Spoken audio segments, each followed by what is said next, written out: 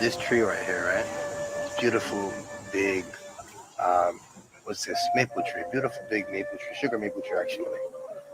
You know, the sugar maple tree produces the good syrup, that we all know and love. Before you get to the maple syrup, you have to tap it and you get the water out of it. My ancestors didn't just say, we can probably drink what may be inside of this.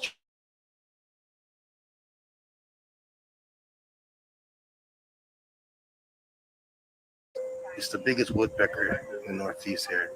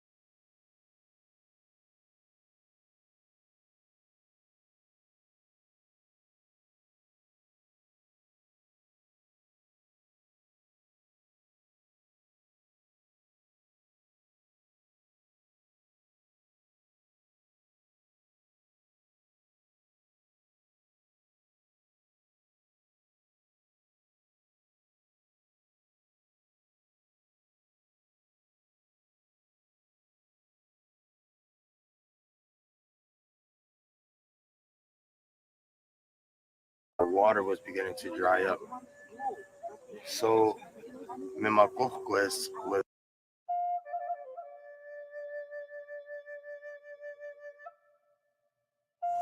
this tree right here, right? Beautiful, big, um, what's this? Maple tree. Beautiful, big maple tree. Sugar maple tree, actually. You know, the sugar maple tree produces the good syrup, that we all know and love. Before you get to the maple syrup, you have to tap it and you get the water out of it. My ancestors didn't just say, we can probably drink what may be inside of this tree. Instead, we watched. So we watched a bird that we call Memacoquest. It's the biggest woodpecker in the Northeast here. Beautiful bird. It's actually where they get, this is just a fun fact, Woody the Woodpecker from. Woody laughs, and when you hear them, it sounds like they're laughing. Old story says that. That's it. I look at that. Here's me. So, long time ago, the tree, the maple tree, the sugar maple tree, it had an itch, a bad itch that it couldn't get to because it was deep within its bark. These beetles had burrowed within the tree, and as they were burrowing, it was itching the uh, the tree so bad, but it couldn't get to it, with his limbs. So it called out, help me, reach me, someone help me." Memacoquest, when he came, he said to Sugar Maple, I can help you, Sugar Maple. And he began to peck and peck and peck at the tree and eat the worms and the beetles out of the tree. So after some time, it was a dry season and the water was beginning to dry up. So Memacoquest was so thirsty and had no water. And Maple Sapling saw this and said, "My old friend, you can come and drink from deep within me. Drink the sweet water that's inside of me." And he began to drill inside of Sugar Maple again. And when he stuck his tongue deep inside, he began to drink. And when he was done, the water continued to come out of the tree. So my ancestors saw this. It's a nice story, but it's more than just a story. When these stories and things die, the spirit of my ancestors, the spirit of the trees, of the animals dies along with it, you know? So we use this land to teach these different stories, you know, to keep all of these different things alive. So what's happening today is just a continuance of that. And we're starting now. Anishik. Yo.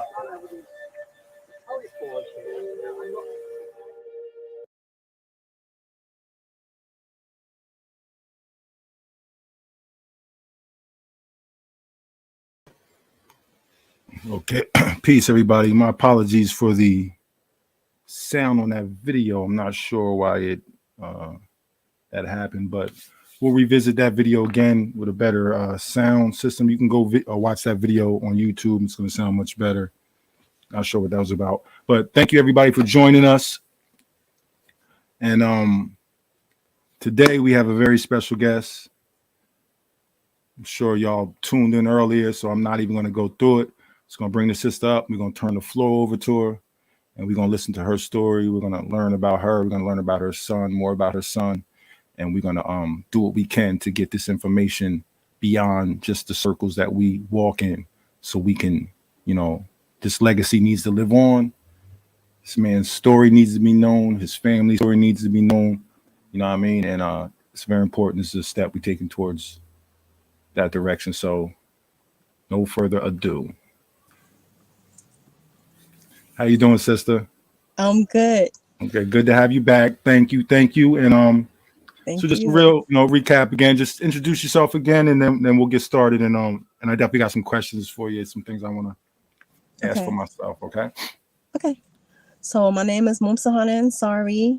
I am the mother, first, last, forever comrade of Murid Two Clouds Williams. Okay. So, Two Clouds is very special, brother. Very special person.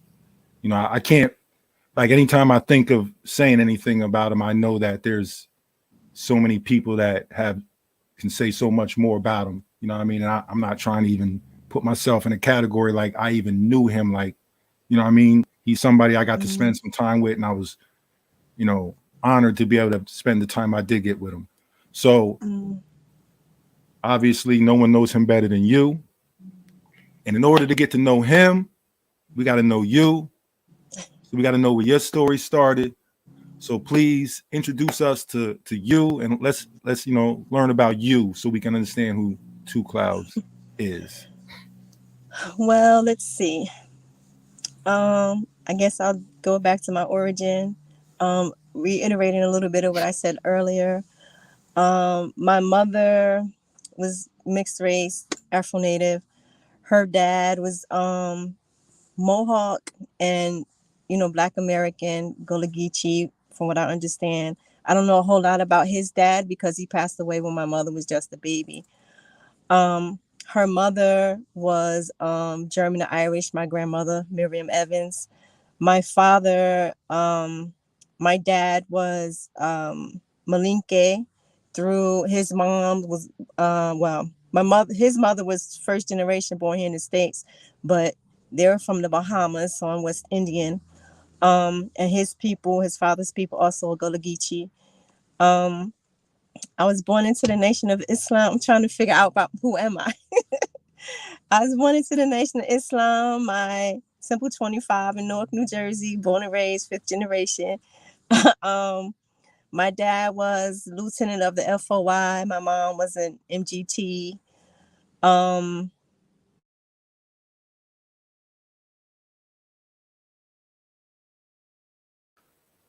So I want to be able to go through steps with you.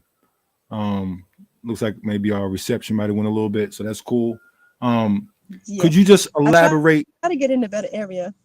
No, you good. I think that was a good time to, because I wanted to ask a question then.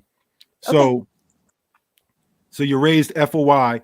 Can you just give the people a little bit of a background on because I want people to understand exactly who your family is. Let's talk about the times. Like, you don't got to date yourself, but let's talk about the era in which your family, in Newark and what was going on in Newark in those times.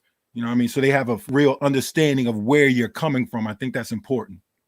Okay. So I was born in 72. So I'm good with the age thing. Okay. I was born in 72. Again, I'm from Newark, New Jersey, 5th generation. But from my German ancestors came over to Jersey. And if you know anything about German history Mm-hmm. in Newark specifically, they were very rebel rousers, as well as the Irish. Newark itself is very much a protest town, full of revolutionaries. If you talk about Noble Drew Ali, of course the Panthers, Father Divine, all these guys, they were very much race people, as they say. And I just came up with that sort of thinking. And I wasn't actually raised in the Nation of Islam because, Elijah passed away in like 75. And my mother, with that whole split, my mother didn't really go one way or the other. She sort of followed Farrakhan, but there was so much, like fitness, so much drama going on. She just kind of pulled back and started studying the deen on her own.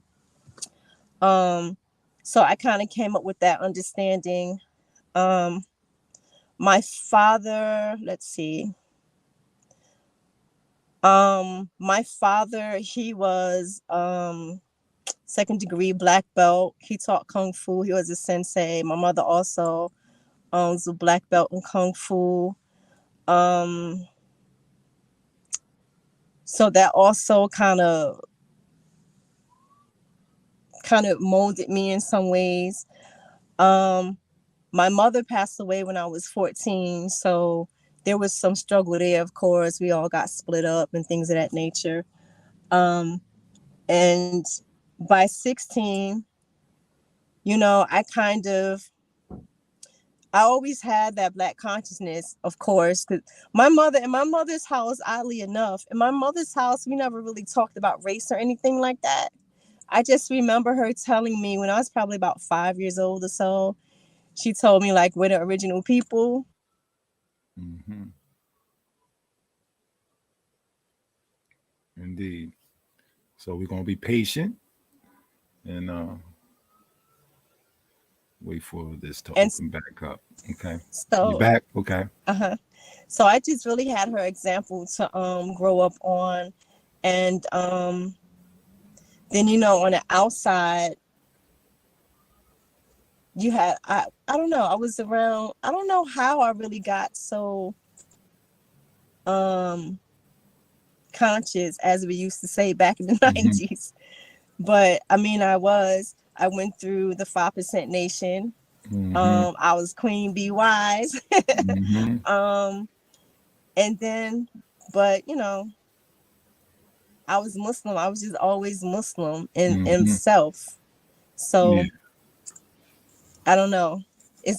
Am I answering anything? Yeah, no, absolutely.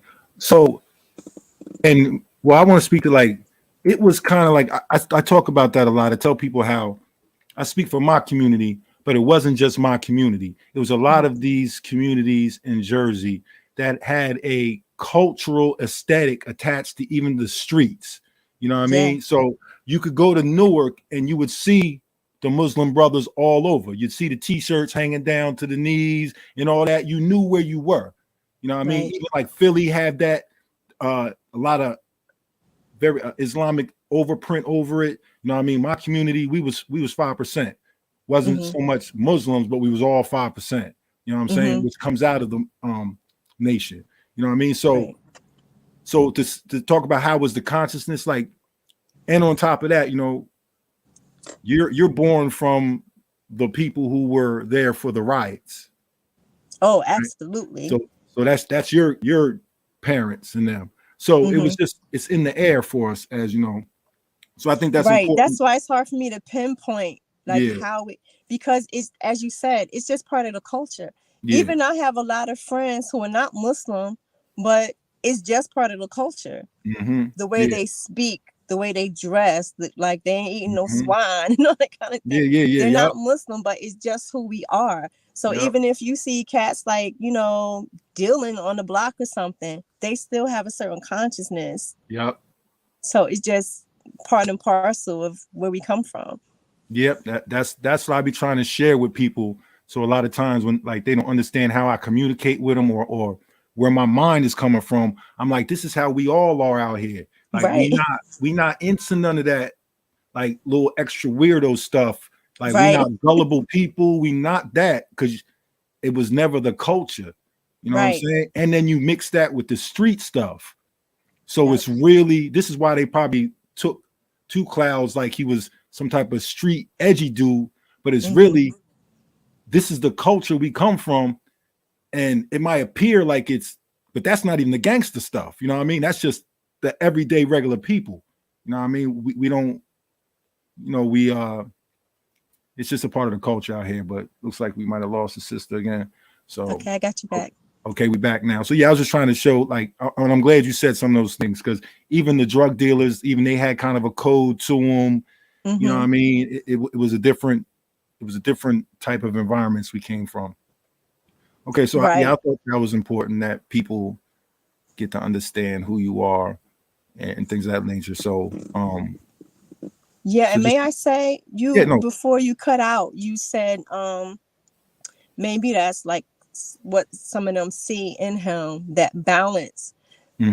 It's oddly enough, in my opinion, is exactly what they needed up there. absolutely. Because in saying that, as you said, we're not gullible and stuff like that. We're also not going to just sit back and let you like step on our necks. Yeah. So it's like, oh, we got to fight. Okay, we can do this. You know Yeah, what I like mean? what's However you like, want to do it. You want to do it in the courts. You can want to. It's all good. Yeah, however you want It's it. exactly what he needed.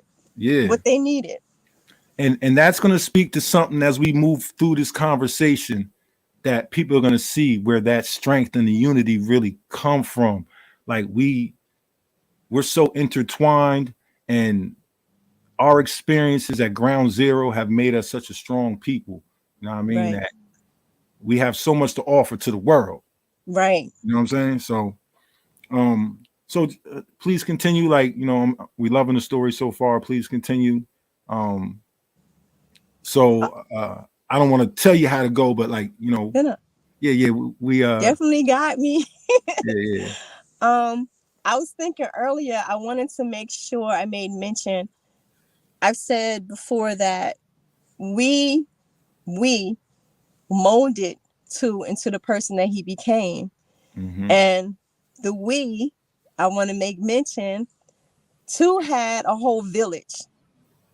I'm his mama.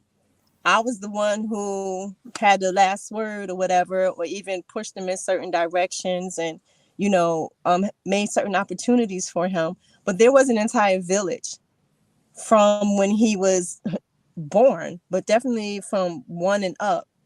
So, and not everybody was Muslim by any means. I have a nice close knit group of people, and we're diverse in our spirituality and such.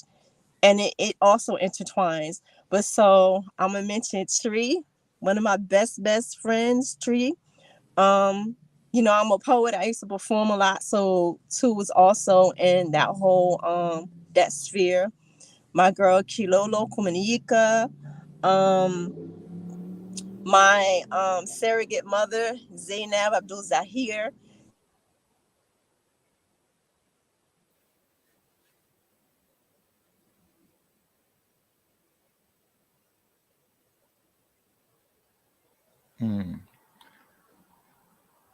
I hope everyone really is taking in. Okay, cool. You back? Okay. Okay. So my surrogate mom, who he called Grandma, Zainab Abdul Zahir, her mother and the other women of that time, when Malcolm was murdered, they are the ones who got together and gave Sister Betty a baby shower for the twins that she was pregnant with. The masjid that we are members of in Elizabeth, New Jersey, the Jabbers, Sheikh Hisham Jabber is the brother who actually gave the janaza, the funeral rites for Malcolm. So you see him all the time in the old footage of the funeral. The black brother with the Arab garb, that was his sham Jabba, and his family, they literally helped raise too. He used to stay there at the masjid when he wanted to be young and acting crazy and call the imam. He like, I got him, I got him. So these are the people that he grew up with and who molded him. You know what I mean? And that's just a handful of the people. So I did not do it on my own. But again, we all had a certain consciousness, and everybody was like, if I'm losing the grip, because, you know, he's a young man and he needs stuff out there in the world. If I lose the grip, up, I got him. The next one got him, you know. Come on over here, Marie. Let's go do this. Let's go do that. So everybody kept him in check and fed him, you know, fed him, molded him, raised him. And as I said earlier, we all looked up to him. It's just we're all in awe of who he became. And again, for this to have happened to him, we're like, excuse me, but we're plenty pissed off. And we're pissed with you. It's a whole nation of people that are from many nations. It's nations that are supporting you, and we're gonna continue to be there and ramp this up. You know what I mean? So it's like, now I just want to keep your place. I just want to go back a little bit because you talked about it takes a village, and I want to kind of show people how y'all from Newark. I'm from Red Bank, right? Very, different neighborhoods, different parts of Jersey, not too far apart. You know what I mean? About 40 minutes or so apart. You know what I mean? But Jersey is Jersey. So I want to show y'all that one of my best friends and somebody who helped get me into activism on a street level is a good friend of mine, Hakeem Green. So, right, just speak a little bit. And this is Hakeem Green from Channel Live. All we do is spark manism, BDP all day. That's my man. He's always doing work 24 hours a piece. You know what I mean? Activism in the streets. Like, give this man a key to the city. You know what I mean? So just talk about your experience with Hawk and how this village thing has always been a part of our communities. Okay, I got you back. Okay, Hakeem Green. Those are great memories. So I used to go to East Orange High School. And at the time, I was like 16, 17 with the Ansari community. So I used to do all of this. It's so crazy, guy. I was the only one in the area doing that, wearing my face covered. And so he, Hassan, can't think of his last name right now. Yeah, Hassan and Rodney Jackson, they went to Montclair University and they had an organization, or I guess it was an organization called Act Now, African Children of Tomorrow Now. And they used to come into EO High School once a week after school, and we all be in a huge circle, the students, and they just talked to us about activism and blackness and pride. It was so dope. And I'm gonna tell you also, Veda. Okay, Veda used to be with them, and he used to look so dope because that's when X-Clan was out, and I was low-key crushing on Brother Jay. Yeah, Grand Verbalizer. Oh, yes. So Brother Veda would come up in there. He was with the Zulu Nation. So he'd come up in there with all his big chunk wood beads on and his staff and his red, black, and green. It was just like, it was a wonderful, wonderful time. But that's how I met Brother Hakeem. Okay. Yeah, and we definitely gonna plug Hakeem into the conversation at some point. So yeah, so continue on now. Just in terms of so a lot of what the village had to offer is what was instilled into Two Clouds. Absolutely. And what made him the man he is. Absolutely. So let's talk about just, so you homeschooled him, so intellectually you had your fingerprint on him, like, what I mean, in a way that many of us aren't privileged to have somebody caring about our minds the way our parents would, what I mean? So let's talk about what his life was before, and then talk about him going up the mountain and starting to learn more about his other side.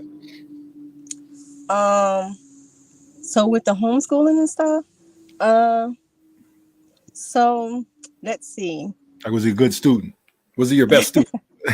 Right. It's funny because I remember the very first book he ever read.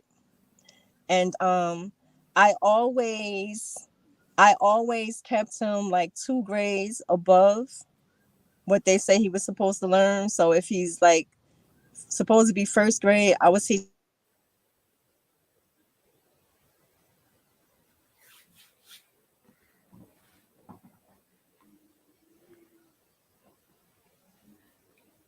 Just be a little patient.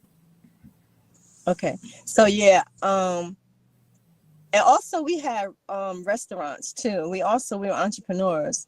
Okay. And so like my ex-husband and I, we worked for ourselves for many years. So he also had that. And I don't want to give the impression that it was like everything was easy peasy or anything. We certainly had struggles.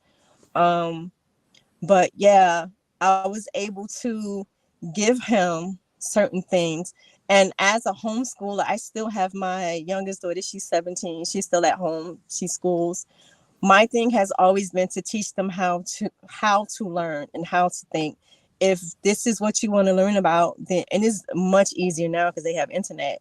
Yeah. But so he became a great researcher. And from the Islamic side, he mentions this in the video actually. From the Islamic side, he spoke Arabic. He actually spoke about 14 languages Wow. conversationally. I And so didn't he know. spoke fluent Arabic. We were able to send him over to Egypt to the Fajr Institute to learn the language. Wow. And so the reason why he was so good at reading these deeds and documents and stuff is because that's literally how he grew up. So in Islamic tradition, a lot of the things that we study is from back in the day. So the Quran, the Ahadith and everything. So, that all was a part of him. And so he talked about in one of his videos how the teachers in the masjid, they would make them write word from word. And my dad did this to him too. They didn't just read the book, they would make them write everything out. So like whole books, they're writing out. So that was a great deal of his training also, which of course helped him in his work. Yeah, that's how we got our lessons. We were supposed to write them down. Yep. And so our enlightener gave us our lessons, and we had to write everything down. And then, but not rely on the book. We had to Right. memorize it, but we had to write it down. Yeah. And you had to internalize it. You had to analyze what it was. Yeah. You weren't allowed to just spit something out. Like, Yeah. why is it saying this? Why is this best for the people? Whatever the case is. Yeah. That was our, like, you had to be able to say the degree word for word. And then we say how you see that, Right. see that. You know what I mean? Then you got to go into breaking it down. You know what I mean? It's like, okay, God, I can see that. Okay, God, peace, that's peace. You know what I mean? Or now cipher, God. You know what I mean? You better go home. Yeah. Yeah, like you better go home, God. Now cipher. But, yeah, that's funny. So yeah, I didn't know he spoke that many languages. That's amazing. That's incredible. I thought Kobe spoke a lot of languages. You know what I mean? All right, so we're gonna wait till she gets okay. You're back. All right. Back in the 80s in Hooterville and in Wellsburg, boy, if you didn't know your lessons, they were going to step to you. Yeah. Big time. It was like that all over out here. Like you could be in a small town, but if the gods is out there, it don't matter. You better have your mouth sharp. Like wherever you go, it ain't just your neighborhood. Right, you represent it. Yeah. And if you out your hood, you better really be sharp because now you repping your hood. Yeah, exactly. So so socially, like growing up, young Two Clouds, what was he into? Was he a skateboarder? What was Two Clouds into? What what type of thing? He was a reader. Big surprise. He also let's see. Socially, he didn't really go out a whole lot until he hit about maybe like 14, 15. And then, like I said, we had to reel him back in, like you wildin', back it up. But he didn't really do much. I did want to say too, socially from an activism point of view, when he was like 10, of course I helped him, but he started his first organization when he was 10, and I'm actually going to revive that later on this year. And it was for boys, and so this will be like a rites of passage type thing for boys. But and you know, as he in his teenage years and stuff, they will go down to Penn Station and feed the homeless and things of that nature, you know. But just like being out there, not until about 14 or 15. And then one of his friends, Ismail, his sister Najla, she used to round them up and take them to poetry readings and stuff. You know, we would try to keep them out the streets, but give them a little something. So a lot of things that he did was still surrounded sort of in the Black Muslim community. So if he went skating, it would like be something that the Muslims put together. It would be not only for Muslims, but still had that influence so they can kind of, you know, keep each other accountable. Absolutely. So this is a great example of someone growing up in a community, although it's a community that's, you know, we could say one that was ravaged by crime and gangs and things of that nature. Having a village within that community can protect your children from the downfalls of that community, right? Having a spiritual community, having a community that's connected to something outside of just the commerce of everyday living. So, like, not to just get hung up on it, but what part of Newark, so people who actually know Newark can get a better understanding of what part of Newark were y'all in at these times? Okay, I'm here. So yeah, just so people have a better understanding, what part of Newark were y'all living in? Oh, so I grew up all over Newark, but primarily I'm from, when I was born on the south side. So Sherman Avenue, Pennsylvania Avenue. When I was growing up, and Johnson Avenue, which is further up. When I was growing up, you ain't had so many high yellow people like me running around, unless you were like Latino. So all the Hispanics were down by where my grandfather was, and they look more like me, of course. Then up the hill on Johnson, you have more the darker tone family, but they were my family too. So around there, when I was a teenager, I lived in Hill Manor. If anybody from Newark, y'all know Hill Manor. That's West Kenny and such. But with two, let's see.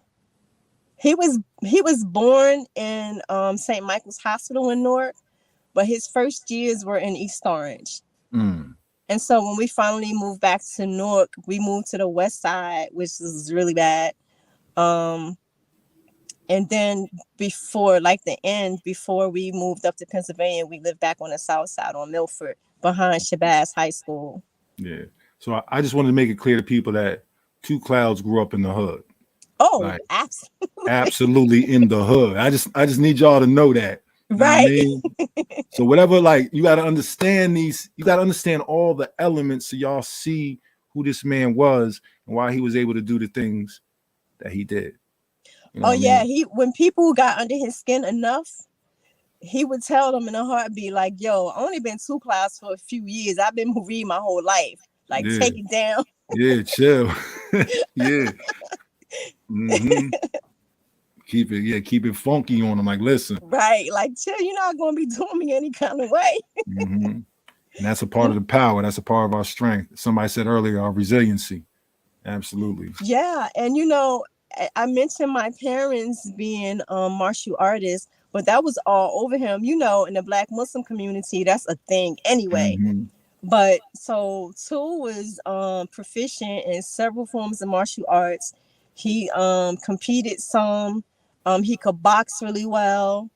You know, because again, those are the things we give our kids to keep them out the street, but also to Hmm. prepare them for the work we're hoping they'll do, you know. Yes. So when you saw the humble too, it was because he chose to be humble. You know, he Hmm. just he ain't want all that other lifestyle. Yeah, I got that sense from Two Clouds. Um, I'm a good I'm a good reader of spirits and energy.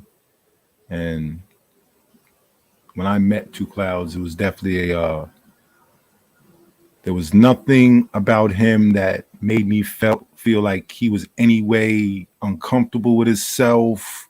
Nothing. Hmm. He was solid. I could feel it from the from the core of his spirit. You know what I'm saying? The way he looked at me. You know what I'm saying? Right.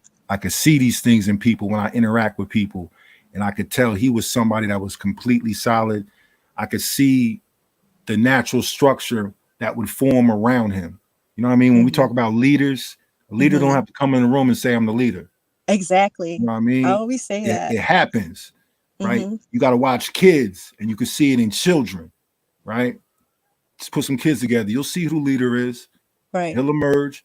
So I could see that quality in Two Clouds, and you know what I mean. It was very obvious to me, and the more I got to observe him, the more. But now I'm really, this is makes all the sense in the world. So I just was trying to keep it going while it froze. So let Thank me you. all right. I parked in front of a Starbucks because I'm far from home. I was thinking it would be better reception, Yeah. but yeah, you know, that's why he people took him as being like cocky. But I would tell them he's not cocky, he's confident. Mm-hmm. So he never felt lesser than anyone. He never felt lesser than a white person or a rich white person or the president of a college or, um, politicians or, he's speaking at the UN and, chatting it up with like kings from African nations and stuff, or just kicking it on the street corner with somebody. Mm-hmm. It was really one and the same for him because like we don't I taught him to not even get caught up in those old statuses because we are all people and we are all going to be in that ground one day. Mm-hmm. Nobody is better than anybody else. And so he just never felt like, oh, let me cower over here in the corner or something. And that's one of the things I'm very proud of with him. Yeah.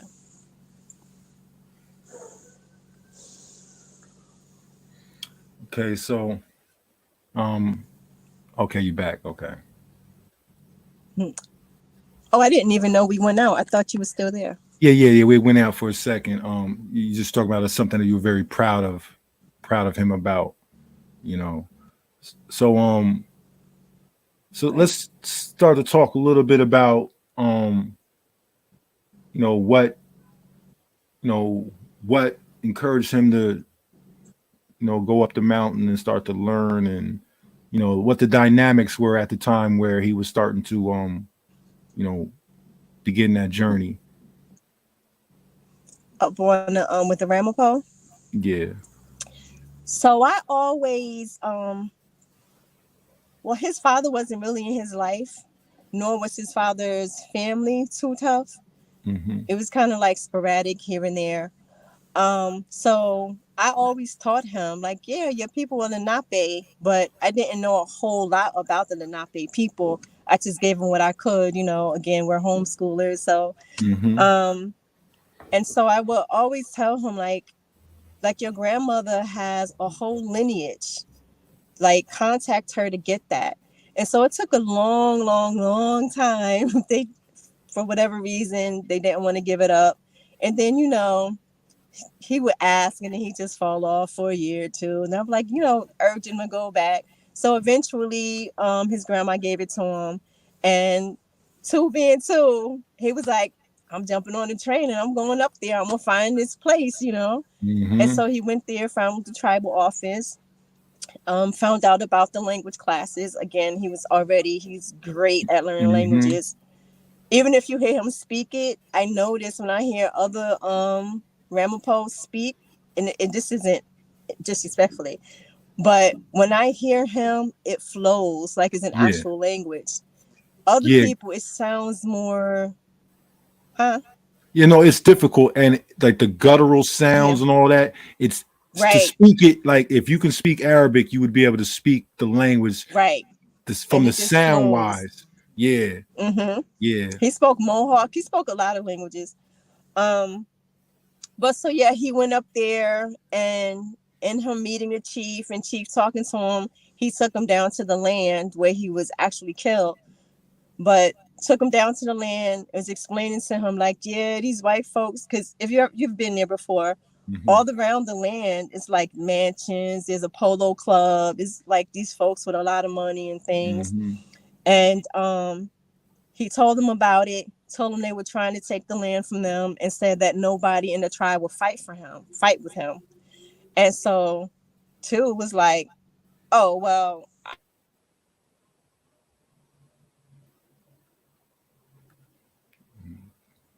Yeah. So be a little patient. What I'm gonna do is I'm gonna pull up a video so everybody who's watching can have an understanding of the atmosphere and everything Yeah, that. by December, so that was in October, and by December it was like on and popping. He was in there, and there were other people, not the tribe, but other people who will come, because at the same time the um Dakota, it was, Mm-hmm. the Pipeline was going on. Dapple thing, yeah. And so it was just at the right moment. Yeah. And so he had a lot of trouble, like a lot of the Ramapo, he's a newcomer. They like, who this dude talking about he one of us, Yeah. So, they will tell him that he's starting trouble. He need to go back down there, because they were really scared of the white folks, to be quite honest. Mm-hmm. And this is why his grandmother didn't want him to go up there, Okay. because she said, I don't know if she was talking about the Ramapo or the white folks, but her dad fled from Mawa and brought them out of there. And at the time it wasn't cool to be native. So they Mm-hmm. told people they were Italian. Then the grandmother, she married his grandfather, and they too went into black nationalism. Okay. So he just got it from everywhere. Yeah. So that's how he got up there Yeah. So and stuff. what I want to do real quick, I'm gonna play a video. Okay. It's gonna show all what was going on. Like it's a video about the land itself, so people could be a little Okay. familiar. Give you a chance to take a break for a moment, and then we'll come Okay. back and we'll finish. Continue on in this journey and get a little more into the tough part. Okay. All right. Okay. All right. All right. So yeah, we're gonna watch a little bit of this other video. Hopefully the sound is better. I don't know what the situation is. It should be better now though. But this is the actual area that we're talking about. And share a little of this with you. My name is Brooklyn. My father, Jonathan Demi, aka JD, was a filmmaker, and in 2016 I accompanied him to Standing Rock to document the water protectors working and praying to defend life on Earth. It was the blessing of my life to take that journey with him. Upon returning home, JD heard about a water protection prayer camp in Mahwah, New Jersey, a little over 15 miles from our family's home in Nyack, New York. Shortly thereafter, I accompanied him to the Split Rock Sweetwater Prayer Camp of the Ramapo Lenape Nation, under the leadership of Chief Dwayne Perry. In classic JD fashion, in addition to chatting and making friends, he spent his day at Split Rock shooting video footage with the intention of creating another piece. Several months later, in the spring of 2017, JD experienced a rapid decline in health and passed away. This past March, I returned to Split Rock to pray, to begin healing from the devastating loss of my dad, and to attempt to pick up where he left off. Most New Yorkers don't know that in view of the Manhattan skyline, in the Ramapo Mountains of northern New Jersey, there are indigenous people who continue to live where their ancestors have for millennia. When they put up a teepee in support of Standing Rock, tensions increased dramatically among the Ramapo Nation, the township of Mawa, and the Ramapo Hunt and Polo Club, a private homeowners association which the tribal land is connected to. The township of Mawa continues to fine the Ramapo Nation tens of thousands of dollars each week for the presence of illegal structures on tribal land. Each of these ceremonial tree trunk carvings constitutes an illegal structure. Associated fines currently exceed $1 million, and this is a financial burden which the tribe cannot bear. The township of Mawa even mandated that the Ramapo Lenape Nation deconstruct their sacred Inipi sweat lodge, a sapling and twine church frame used for healing and prayer. If they cannot pay their legal financial dues, the people will lose their land. 2 or more Ramapos do not have the right to gather and pray on their own property. It's illegal for us to pray on our own property. This is another chapter in the same story of colonial land theft, which began here over 500 years ago. I am seeking to complete a short documentary about what is happening in Mawa, New Jersey right now. Mawa needs to make Mawa Ramapo again. And thank you. We'll continue our struggle for Native American rights. Aho. Okay, and they Maui long. The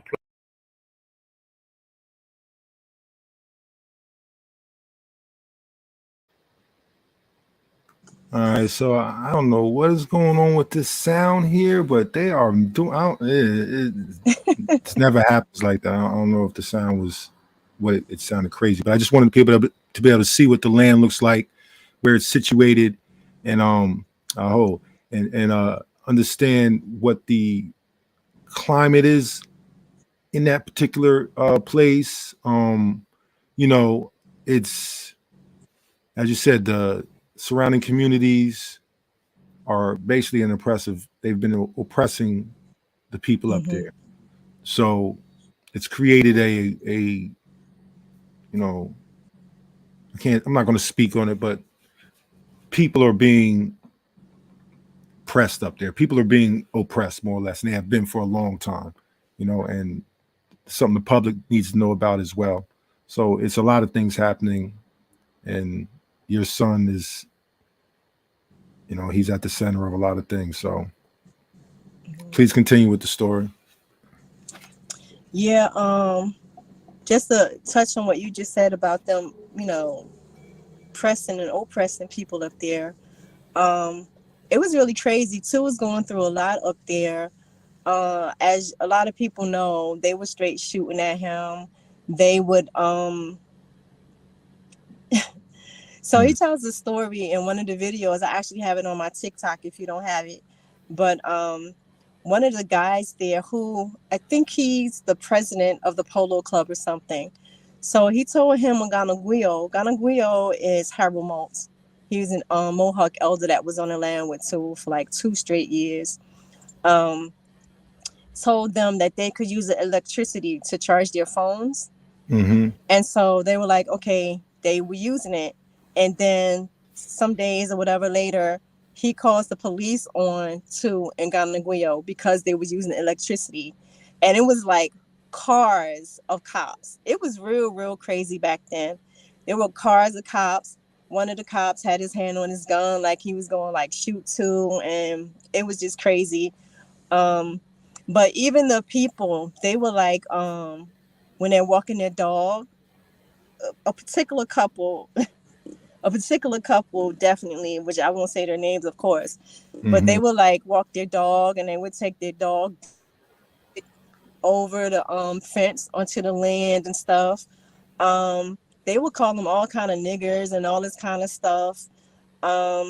So Creator, doing how Creator does, the man of the couple actually had a stroke and died. And they tried to blame it on two. Wow. They said that he did some sort of like voodoo on him or something like that. It was just real crazy.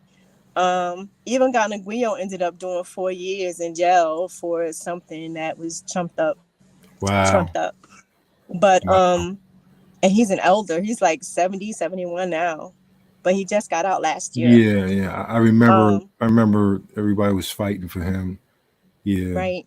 Yep. It was really crazy. Yep. Elder brother. He's the Mohawk, right? Yeah. He's Yeah. Mohawk. He's a good friend of mine. He has my loyalty forever. Yeah. I always check on him. If he needs something, I got him. Yeah. Because he Good was there man. for my son when no one else was. And he Yeah. didn't have to be. Mm-hmm. So what were we talking about before that? I'm sorry. Oh, we're just talking about him going up there and some of the challenges he was facing. Right. Just initially trying to break in. I talked to some people and they talked to me about how, at first he was received, but I think that's common coming into any community. People want to know who you are. You know what I mean? You're gonna have certain groups, certain people are gonna gravitate towards you, some aren't. Takes a Mm-hmm. while to break in.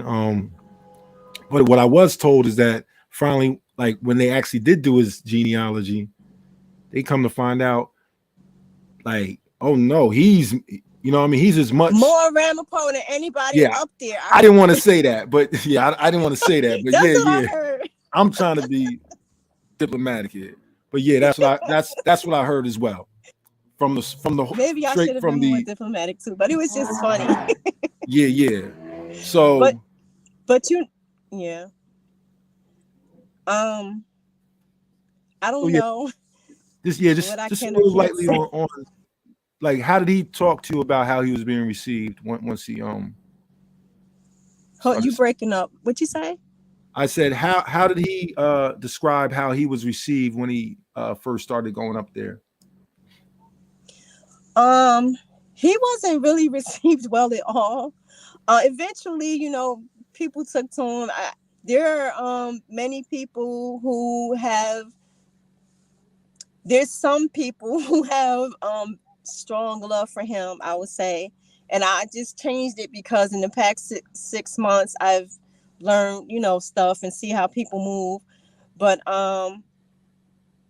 are definitely some people who really loved him and are really hurt by this. But I will say this: whenever they got pissed off at him, the council, they were always trying to kick him off the tribe, like take him off the rolls and stuff like this. And in fact, when he was murdered, they were again in the process of trying to kick him off.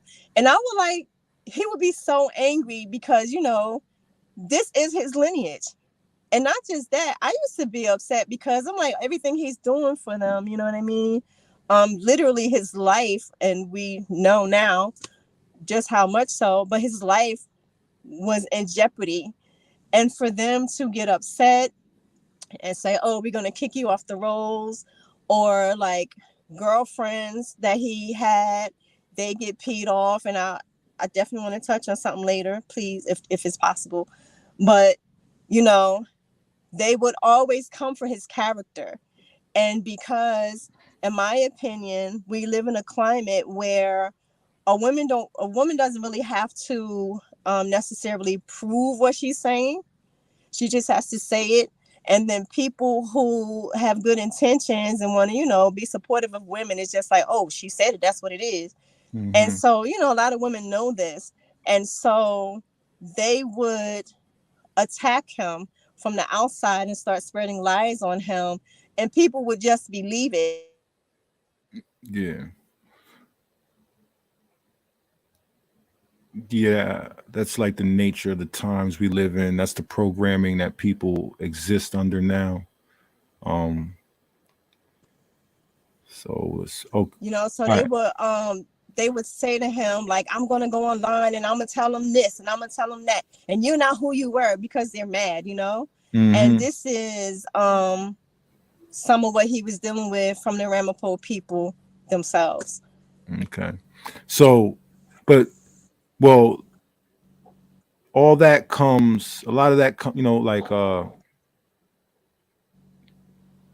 I feel, and I've seen this a lot, right? Just in different communities.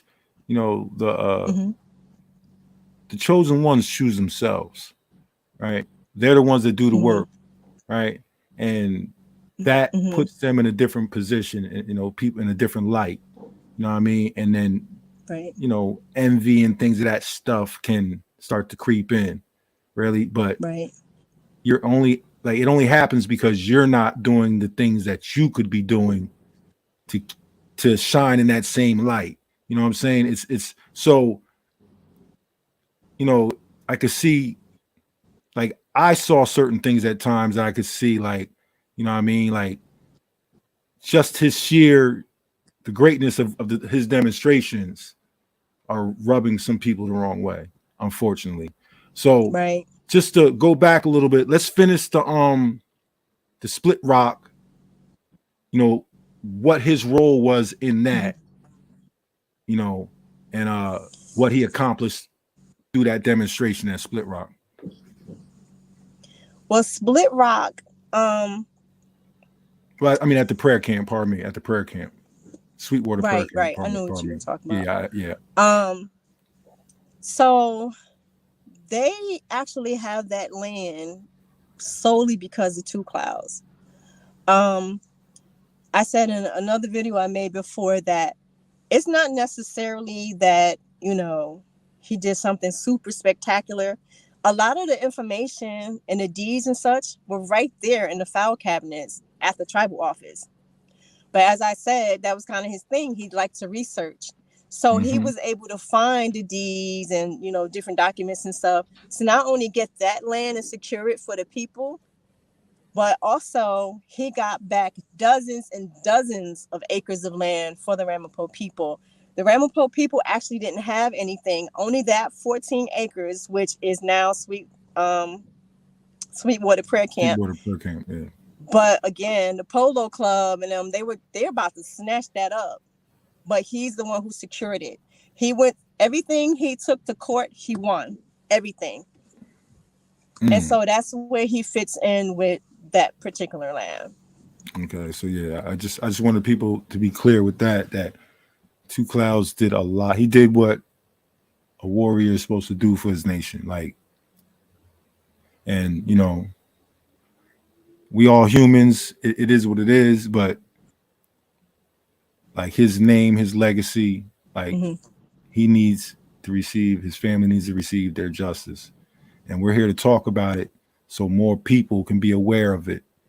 You know, and it's just, it is what it is. You know what I mean? It's heartbreaking, but it is what it is, and it's something that must be done. So I applaud you with your strength. Thank you for sharing things with us. Please continue on. I just want you to know that we appreciate your strength. Thank you. Thank you. I'm gonna tell you, this is hard. It's hard. It's hard because my son is gone. We literally grew up together. He's my son, but he was 30 years old. And so, you know, at a certain time, parents and children, there's still, you know, that sort of reverence, but you become peers. And so Sue and I were peers. You know, he wasn't just my son, I wasn't just his mother. And so this loss, it's Take your time. it's just, it's enormous. It's immense. And the anger that I have is immense. And there's no way I'm going to be on this earth and not fight for my son. If the roles were reversed, two would turn over every rock in this country to make sure whoever harmed me would pay. And I absolutely intend to do the same for him. Absolutely. And we're here for you. We stand with the truth, and that's all that matters. So, you know, as uncomfortable as it may be, like, it is what it is. We stand with the truth. We here for you. And absolutely. You know. So, do you want me to talk about what happened? I want to make sure that people have a complete understanding of who he was, and do you feel like Okay. everybody has a good understanding of who he was?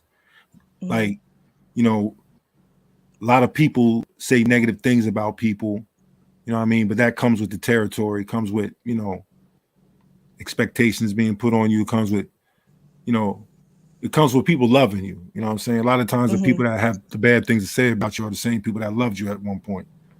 Right. Right. So, you know, is there anything that you want to clear up in terms of what might have been attached to his name in any, Absolutely.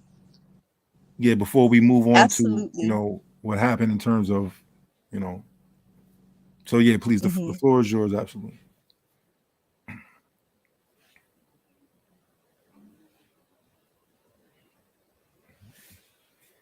We're just going to sit here patiently.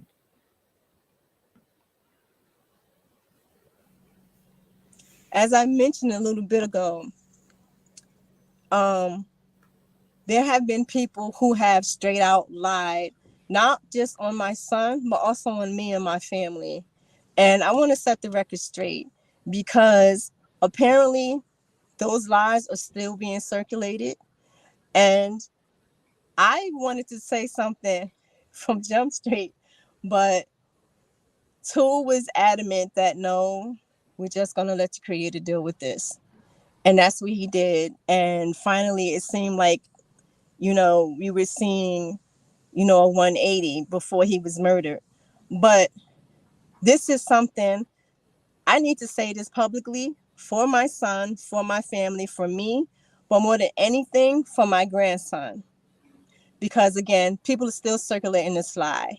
Let it be known, my son, Two Clouds, never abandoned his son. Never. I nor my family never abandoned my grandson. We were forced to not be able to see my grandson. Forced. His mother, for whatever reasons, that's her, whatever. I'm only speaking from our side. We were forced to not be able to see him. Our calls are being blocked. Our texts were not being answered. And this went on for 2 years. 2 years. Until finally Two put his foot down and was like, I'ma just do whatever I gotta do. I'ma say whatever I gotta do in order to see my son. And that's what he did. So alhamdulillah, you know, thanks to Creator, he was able to spend the last 9 months or so before he was murdered with his son, here and there. And I'm telling you, if you ever saw him with his son, it breaks my heart to even remember. Their bond was so beautiful. And he has an older son too. But this baby boy,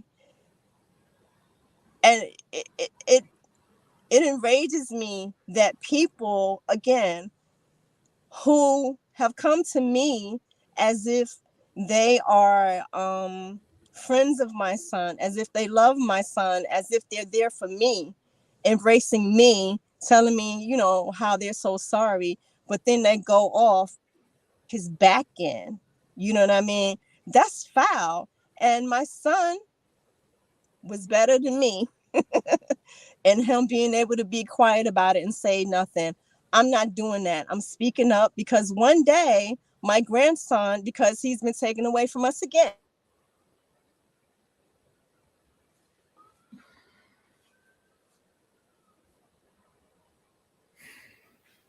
It's going to be patient, and our sister will be right back. You can't talking about Two Clouds this, Two Clouds that with him, knowing that his father is this, this dude, and then think he's not going to go looking for him online and trying to find out who he is and trying to find out who his family is and where we are. And then to have people come and say, oh, he didn't want to be with you. Oh, I'm not doing that. So I'm going to just leave it there because I'm not here to offend anybody. But by the same token, I'm offended. My Absolutely. family is offended. We lost so much time. And we didn't even get to see my grandson until my son was murdered. We got to see him finally. And but now, Wow. I'm so sorry. and that's the truth. We apologize. Our hearts go out to you. Thank you. I'm sorry if I'm talking really loud. I don't have my No, AirPod no, in. it's perfect. It's perfect. You're not talking loud. Please talk as loud as you need. Express yourself however you need. We're here for you. If you need to take a Thank break, a you. moment, I'm okay. that's understandable too. Um, yeah, and I know. I mean, I'm not going to go too in depth about the last time I saw Two Clouds, but I saw everything. I saw the respect. I saw the admiration. I saw the validation. I saw so much, like the last time I was with him. I saw the leader in Mm, him. I saw the compassionate person in him. You know what I mean? So, but I saw the strength. That was the biggest thing I saw. You know what I'm saying? And that's the memory that's gonna last with me, as I move forward in this journey. So yeah. just want to talk about, the actual, his murder, What happened? yeah, just what happened, and just I know it's hard. It's we're gonna try lightly, but just share with us whatever it is you feel you need to share with the world. Okay. So let me start by saying to everybody, I can't say but so much as y'all can understand, I'm sure. Because although the Mawa Police Department has done zero investigation, um, I'm still trying to get something going. So, I can't put so much out there. Um, but I will say some. So, and I'll try not to take too long.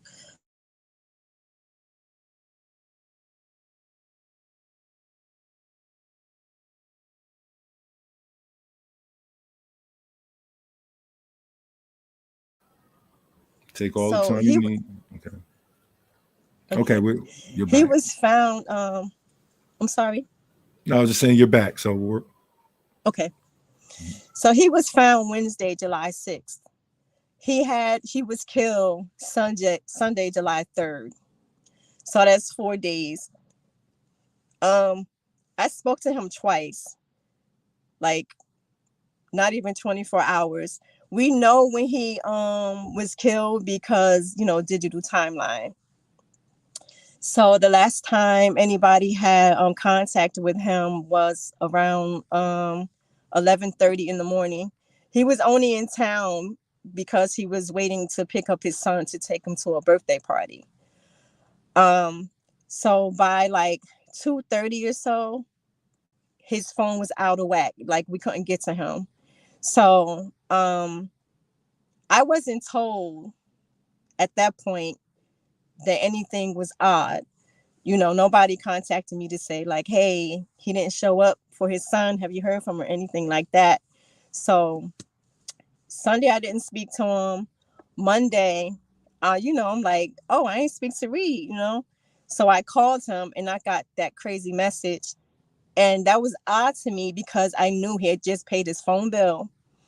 And so I called him, I think Tuesday, and it was the same thing. So I posted on his Facebook page, like, call your mother. Then by the next day is when my daughter got a text saying like, hey, we can't find Two. Um, well, his son's mom texted my daughter and said, have you heard from Reed because we can't find him. He was supposed to he was supposed to come. I'm trying to figure out which text came first. That he was supposed to come and pick up his son. And immediately for me, I'm like, something's wrong. He wouldn't do that. There's no way he would do that. And so I started freaking out. And my daughter was like, relax, relax. It don't mean it's him. Then the next call says that somebody was pulled out the river dead. and I immediately knew. So I just jumped in the car and started heading to Jersey. So I know who murdered him. I know this because, thank the creator, he don't know how to stop talking. So when I called him, let's see, I don't really know how to say this. First of all, I'm not going to say his name. So anybody who don't know anything won't know who he is. And that's not for his benefit, let me just say.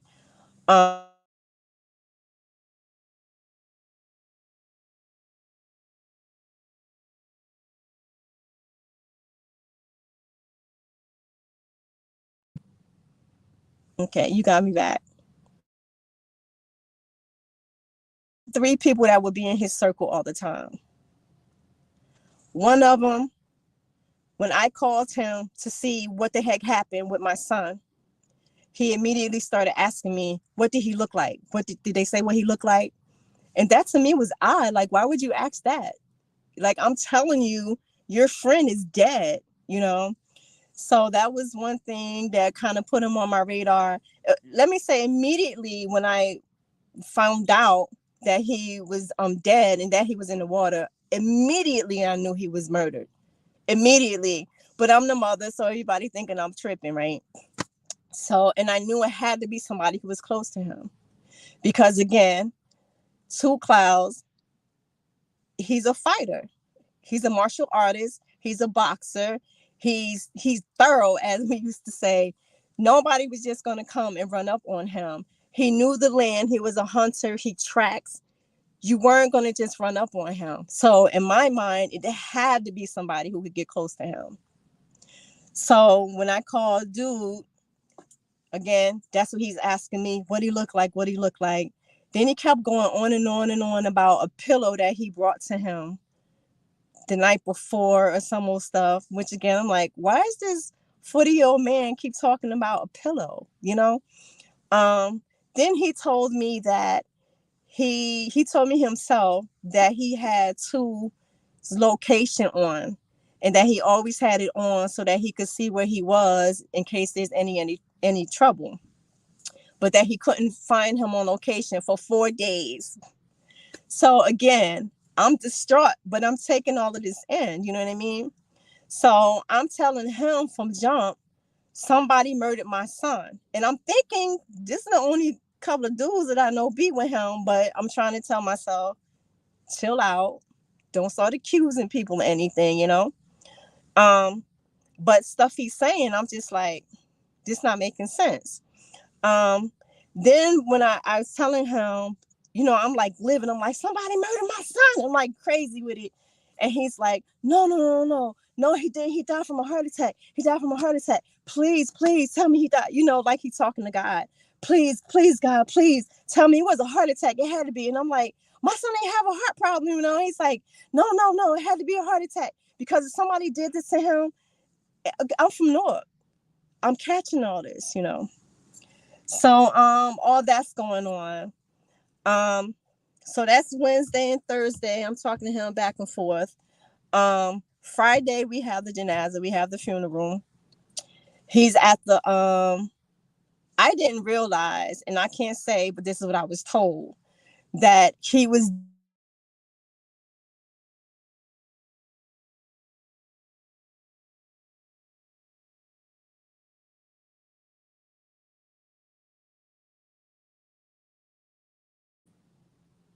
okay. So that he had cut some stuff on his hands and arms. So I'm not noticing this, but other Ramapo came to me like here and there after, you know, days or weeks later, and they're like, you know, they were spotting this and they're thinking, yo, what's up? Like, why is he? So they other people already thinking him without saying anything to me. So he comes up to me at the funeral and he hugs me and he gets right up in my ear like he's Scarface talking to something, like he a gangster or something. And he's like, yeah, you know, it's gonna be all right and all this kind of stuff. So we leave the masjid. Everybody goes down to the cemetery. We Put 2 in. I'm distraught, of course. My other son, he said he just needed a break. So he started walking past the cars or whatever. And somebody gets out the car. He asks him, like, is this, Almu Reed's funeral? He said, yeah. He said the guy gets out the car and introduces himself as the new war chief. Not like his name, not his name. I'm the new war chief. None of that. As you know, they had just voted my son in as the war chief, like maybe 3 weeks or so before. So this is all the stuff that's putting him on our radar. It's not just me being cuckoo. So then like all this other stuff started happening when we all went up to the land for ceremony and stuff with him cussing out one of the elders. The elder told me himself, he said the dude called him to the side and was like, can I talk to you? And he came over, was like, yeah, what's up? He told him that I just want you to know I'm in charge now. And he said, he asked him like, what are you talking about? And he said, yeah, 2 ain't here no more, so I'm second in charge. I'm the new war chief. And so the elder said, he told him, like, that ain't how it works. Like, you got to be voted in by the people. And also, like, you got to be a member. Like, do you even have a tribal card? And so he just started blasting him, cussing out this elder in front of people. We weren't up there. Me and my people, they were up there. I assure you that wouldn't have happened. And it never would have happened if 2 was there. So all that stuff is going on. Everybody come down to the ceremony. The elder is shook. He's talking to me, telling me about it. Then he apparently is telling everybody who will listen that he's the new war chief. Now this is crazy because we literally just buried my son. And on top of that, it wasn't true. But we didn't know at the time. We ready to like tear, excuse me.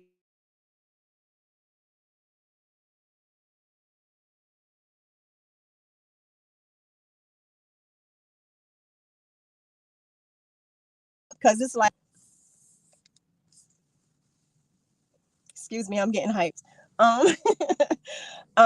So all that stuff was going on. And again, people are watching him. It's not just me. People are watching him. People are coming up to me. People are inboxing me. People on the phone are telling me, like, I don't know if the guy did it, but it's something about this guy. So that's him. Then there's another person who was also with them, a girl. When she got a text from someone, I don't know if I shouldn't say his name, I suppose. Yeah, let's not but say I'll no tell names. you privately. Yeah, Huh? yeah. Let's not say no names. That's No, yeah. I wouldn't say his name. I did come anyway. But he texted her when he got the word, like right away, that 2 was pulled out the river. And her response was, is there a police report? So we're like, she's another one who also was causing trouble up there the day of the funeral, the day of the ceremony. And let me say too, the first guy I mentioned, the day of the funeral, on his Instagram, I can't say it word from word, I have to pick it up. But on his Instagram page, he said something to the effect of like, basically like, sometimes you got to do what you got to do to get to where you want to be, type of thing. And then she, the same day of the funeral, on her Facebook page, her post said, kill your leaders, kill your idols. They all have blood on your hands. And so it's just like, what the hell? What is going on? And then, the third person, I don't know. I think he's innocent in a way of, I don't know if he did anything, but he certainly knows something. One of the reasons I say that is because he told me himself that he went to the land. He got word from first dude saying, I can't find 2. Like days later, go and look for him. So that he went to the land, didn't see 2, but he saw the car there. He saw the boat in the water flipped over. but didn't think to tell anybody. Like, I don't understand this. Like, people do doofy stuff. Maybe it's just something dumb that he did, but I mean, we saw him at the funeral too, and he didn't look like he was grieving to me and other people within the tribe who also said something to me. It didn't look like grief. It looked like something else. So I think he knows something, but I can't say. That's just Hmm.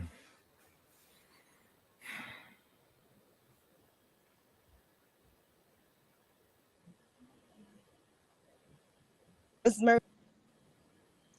Yeah. So what I do know is that my son was murdered in a coup. Absolutely. Things that are happening up there right now, which I will not speak about here, but things that are happening. I've written a letter for the Ramapo, and I've given them the letter, and just like an open letter, but just for them. Um, Things that are going on within the tribe, my son absolutely would not have been for, and I think he would have been the only one who would have fought against things. Um, I know for certain this didn't happen from one person. That guy can't take my son, no way, no how.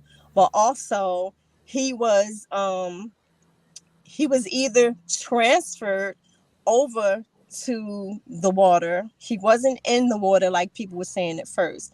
They were saying all these rumors were being spread. He was like this, he was like that. He was under the bridge, the canoe was over him. None of that was true. He was on the shoreline. From what I understand by somebody who said he was there when they came to get him. He was on the shoreline. He was slumped into the water. He didn't have on shoes. If you know the land, first of all, that shoreline is not very like it's like narrow. There's Hmm. like branches and stuff all over there. He had on no shoes. He had on socks, no shoes. He's not gonna do that. He's not gonna walk around it with no shoes on. Period. His jewelry was gone. He always wore his turtle necklace. His hunting knife was gone. He always wore that. His jewelry is gone. Um, and he drowned. So there's no way. There's no way one person got him over there. Either he was incapacitated and taken over there and laid in the water like that, um, or they somehow again got him over there and held him under. But absolutely, he was murdered.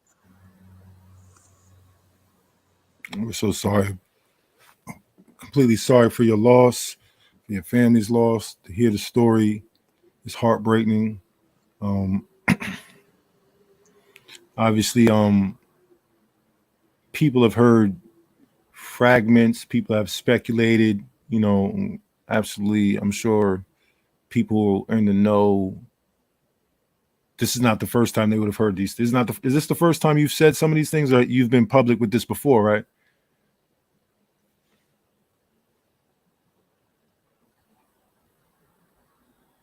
Okay, she's froze. Just be patient.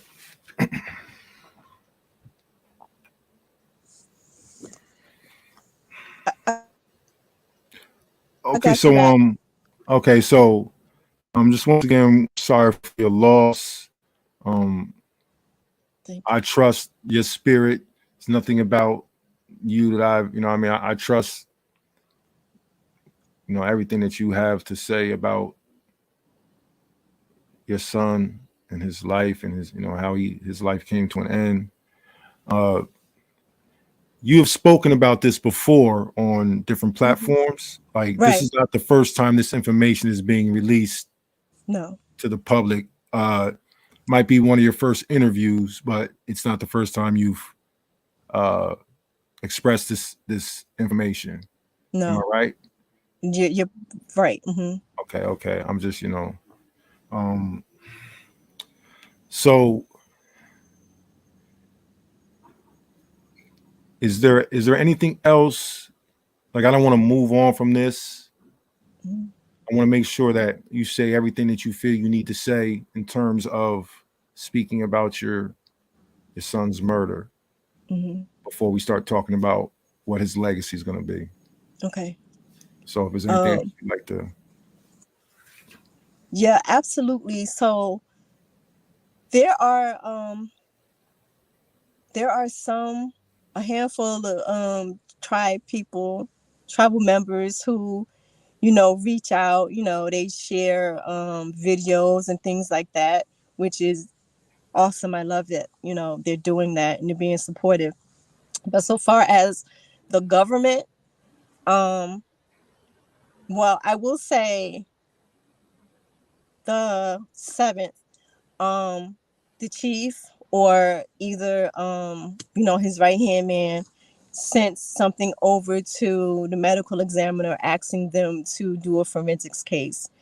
That was the day after we found out about too. But other than that, the chief has done zero to try to get justice for him. The council has done zero to try to get justice for him. Um, I'm very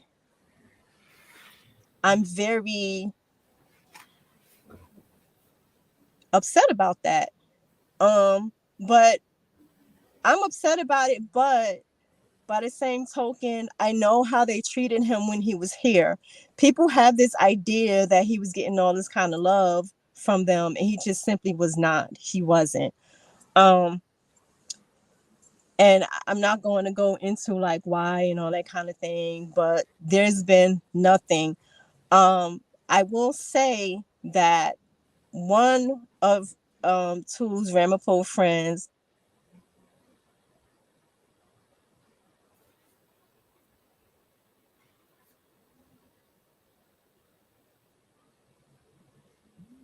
invite me council. It was his idea.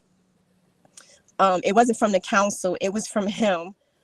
He asked me if I would be willing, and I said yes. And then he was going to ask the council. So I'm not really sure what if they said yes or no or whatever. And I planned on going, if only for the fact that I didn't want them to be like, oh, we tried. But after I like thought about it, and we're really intuitive. So something just told me like, no, don't go. And after I thought about it, I said, it's been 6 months. If they were going to do something, there's nothing that I can say that's going to make them be like, oh, you know what, maybe we should. So that to me is crazy. Because again, so far as I know, everything that they have so far as land and such, and I would venture to say even the amount of empathy that they're getting from outsiders is because of Two Clouds. That's the truth. With him going to speak at different places, he was always going somewhere, speaking, telling the Ramapo history, telling the plight of the Ramapo people. As I said earlier, going into the court system, fighting, putting his life on the line for them. And it's just crazy to me that people are not trying to help. And not for nothing, I listened to a video that the chief did, I guess about a month ago. And somebody sent it to me today, and I listened to it. And he was saying stuff like, the Ramapo people need a renaissance. The Ramapo people need the children to stand up and fight for the people, and all this kind of thing. We need political strength. We need this. We need that. And I'm like, that was Two Clouds. You've heard my son speak. You've been around him. And I ain't too, and I'm not like, oh, my son, my son. I'm saying, as a person who knew him, who admired him, who listened to him, none of them can articulate the way he can. None of them can sit in the circles that he could. None of them can, none of this. So you would think for someone who did so much for you that you would do something to try to get justice for him, you know? But there's not. Mm. Well, we're gonna get justice for Two Clouds. You know, I did not expect the Mawa Police Department, because Two was so outspoken on racist tactics that they have forced upon the Ramapo people and such. You know, hang by his tongue. So I did not really expect Mawa PD to do anything, but I didn't expect them to not even pretend. They literally, there was no report. There is no notes. There's no nothing. Not from them, not from state troopers, not from Bergen prosecutor office, don't want to do nothing. I reached out to news media, independent and secular. Nobody want to touch this. It's crazy. Like, we know these things exist, but when you actually have to sort of maneuver in it in real time, it's crazy. Mm. Wow. Whole lot a whole lot to digest. And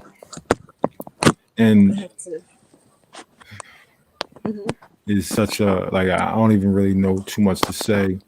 I'm just Yeah. So I don't know how to transition, actually, to be honest with That's you. okay. Just go. So let's end this on a positive note on what's Okay. going to be, you know, where you're going to go and where you're going to lead all us in terms of Two Clouds visions and how we can support you. Let's talk about Thank you. Beyond Clouds. Let's talk about the other movements that you want to implore, and let's talk about how Two Clouds can live on, you know, just like the other great prophets and people have come to the people before. You know, we don't have to deify him, but we need to remember him. So Right. let's talk about that. Well, you know, I started Beyond Clouds, and that's sort of the umbrella organization, because I live in Pennsylvania, so things are like done a little bit differently there. Um, so rather than just being able to sort of trademark names, I got to kind of do organizations. So I have Beyond Clouds, and I have Women Are Medicine Health Initiative. And so with Beyond Clouds, we've already started doing some things. Like, we've had a clothes drive for the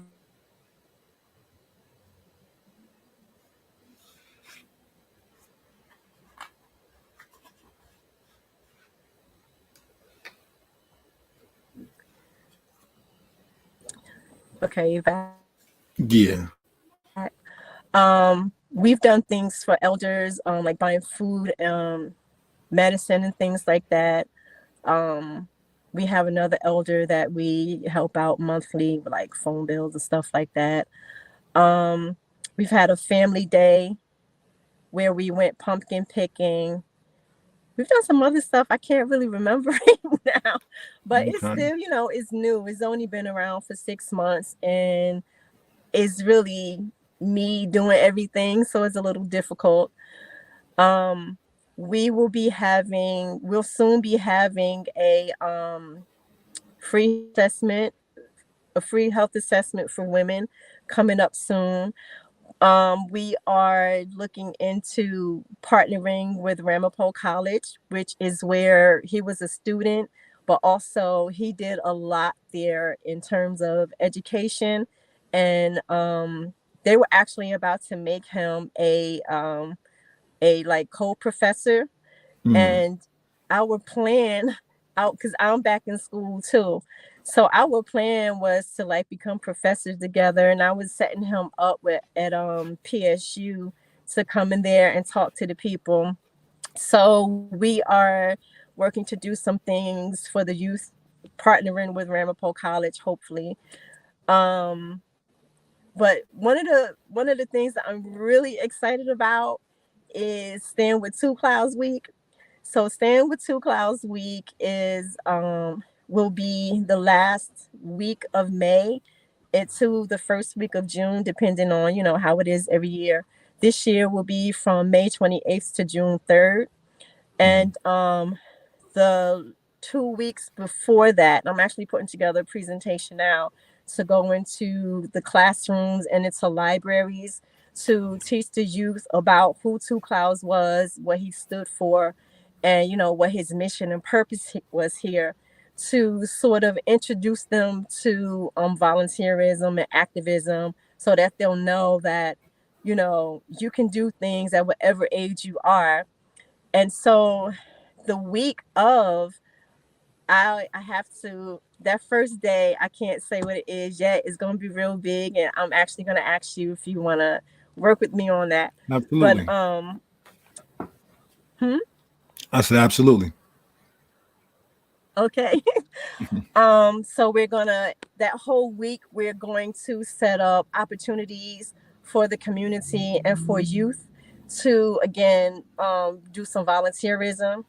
One of the things that within the presentation we're going to brainstorm different ways that they themselves can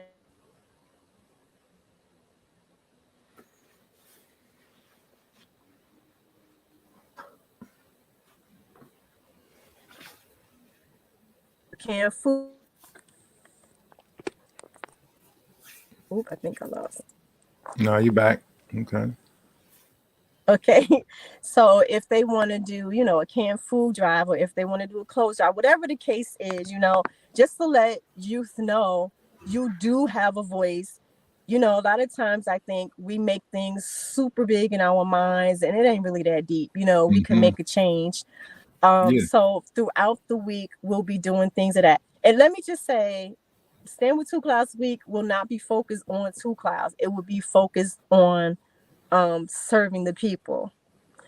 But because this is what he was about Yeah. and And has his name. always been about throughout his life.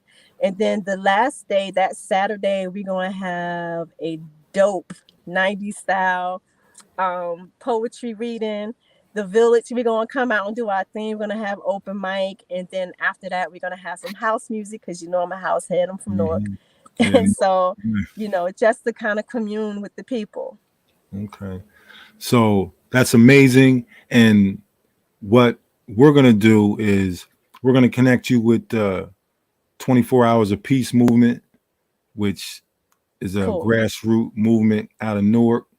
Hakeem, he's one of the creators of it, but the Mhm. mayor's office sponsored it, sponsors it.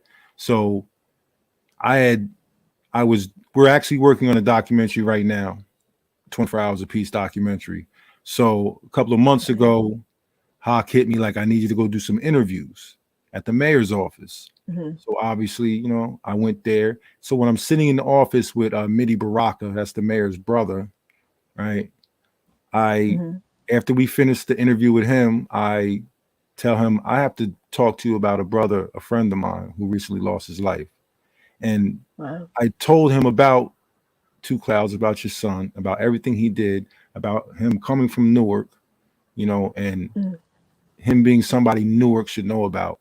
So he Right. immediately said, set up the meeting, so we just got to go through the proper channels, set up the Okay. meeting. We're going to go sit down with the mayor's office and talk about how you can help Newark and how Newark can help you Absolutely. with these programs. Like Nice. Oh, so, yeah. wow. And Oh, I thank was gonna you. cue the tape. I was gonna cue the video of you, just to play it to like get the stun on everybody. Like I'm not making it up, but I'll send you the video of me talking to Midi. I just I don't want to do too many things at once just to try and I should have had it prepared earlier. But just to let you know, this like Oh, wow. I'm 100% with you. We'll Thank you, work on brother. that, and we'll put the pieces together. And we're gonna help you make sure Two Clouds name beyond clouds lives beyond the clouds. So definitely, thank you for everything. The floor is still yours. Anything else you'd Thank like you. to say? Any more messages? Thank you. Thank you so much. I was trying not to cry on here, It's all right. but It's all right. I'm just so overwhelmed. I can't believe my baby is gone. I'm sorry. Um, yeah, thank you so much. My Lord knows how much longer I have here on this earth. And my mission is to make sure his murder is not in vain. It has to be for a bigger cause. It has to be. And thank you so much, just for everything. For this, for talking to the brother. Thank you so much. We want to thank you for allowing us to be a part of this. I wanted to be more vocal for a long time, but it wasn't. I needed to hear from you. I needed to have a relationship with the family Right. before I felt comfortable, you know, speaking on things. So yeah, we wish we could hug you. Raven says she wishes she could hug you right now. It's Ramapo here that want to show you love. Because it's not. We don't want people to think that it's the Ramapo. It's individuals as it is in any community. You know what I mean? It's Oh, no, individuals. no, no. I meant to make that clear. No, Yeah, it's not the Ramapo yeah, people. No, no, no, yeah. no. No, It's it's just a few. individuals, and Right, we right, expect right, more right. out of the government, and we do expect more out of the government. They Right, right. Yeah, them. I don't want it to seem that way because it's not the Ramapo people. Yeah, And many of them have expressed um concern about the same person, you know, but it's not them. It's not yeah, the people in the whole. it's And I Mawa. intend, if they allow me to, I intend to work with them again as much as they will allow. Absolutely. Yeah, because we talk about accountability, right? So people have to Hmm. understand that. Now, this is something I just want to add to things for people to understand that when we talk about the crabs in the barrel thing, it's one thing to have crabs in the barrel. It's another thing for them to be shaking the barrel up while we in the barrel. You know what I mean? And a Right, lot of times the stuff that we go through is not only because we're crabs in the barrel, but it's because every now and then they come shake it up. So right. Mawa plays a part in this. Fear plays a part in it. Like there's people that are scared. You know, it's just so many things to it for anybody to really.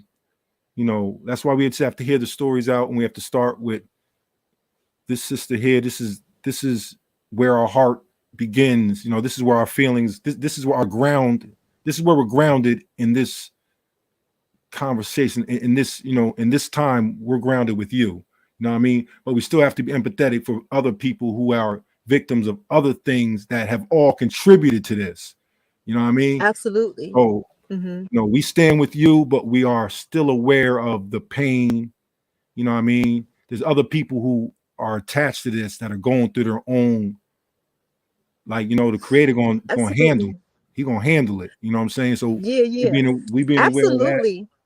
And but first and Absolutely. And foremost, go ahead, please. yeah, this is a conversation we having. So I can't, everything is not coming to me at the moment, but I've made many videos. And so I've touched on certain things. And, I don't expect everybody to be a two clouds. You know what I'm saying? We all have our place, but I do want people to do something. You know what I mean? And again, I want to stress again, if I in any way, if anybody took away from this, that I'm talking about a whole tribe of thousands of people, I'm not. I'm talking about those particular people. So when I say the Ramapo, just like when I talk about, people up on Akwesasne or whatever, I say the Mohawk. Or if I'm talking about black people, I say black people. I'm not talking about everybody. I'm talking about those particular people. So I do want to make that clear. Yeah, and I think the people on here are, you know, their comprehension, they're smart enough, but it's also people who are going to be looking for any low hanging fruit to try to create Oh more yeah. issues, and a lot of times that could be it's not the majority, but it's the loudest people, to make Right. the most noise, the smallest amount to make the most noise and try to redirect a narrative. So we're here today to learn more. We were here today to learn about yourself, to learn about Two Clouds, to learn about his contributions, to learn the tough Mm-hmm. things about how he, lost his physical existence because he's still here. He's still in life with us. Right. You know, and we're learning about what's going to come of this. The different the organizations, the movements, how you're gonna continue to grow. What do you want people to take? What lessons do you want people to take from the time he was physically here? And what lessons do you want them to learn from the time that his spirit is now going to be with us all? And, what part of that do you want people to incorporate into their lives? This is, just end on that note. I want people to